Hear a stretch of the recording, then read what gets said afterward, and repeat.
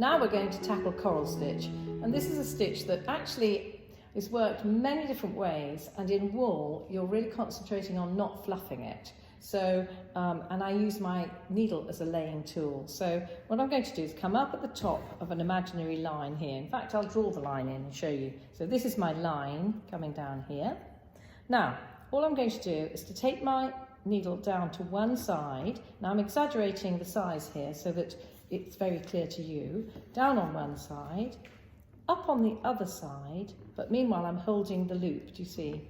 In fact, I've just lost the loop, but that's fine. I'm holding the loop here, up on the other side, and just flip the end of the loop over, come up through that hole, and then you've got a loop here that you can just lay down onto the central point. So that's actually coming down onto the pencil line that I've drawn. So lay the wool down the line that I've already drawn, take the needle down to one side,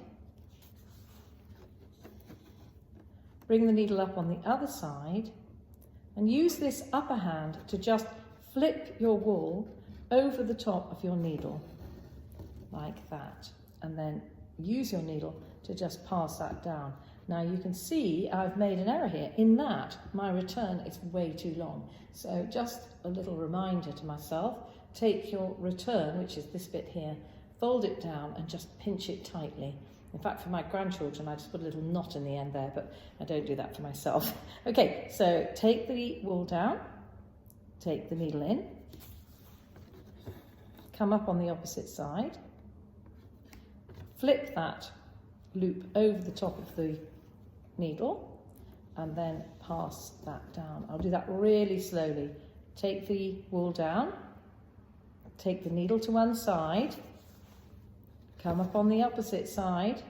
Now flip that wool over, bring the needle through, put the end of the needle in the loop and pass the loop down onto the linen. Now I'm going to make this side to side much smaller, and you can see what the coral stitch should actually look like. So down on one side, up on the opposite side, flip the loop over, and you can see it's far easier when it's smaller, but less clear for you to see on camera, and then take the knot down.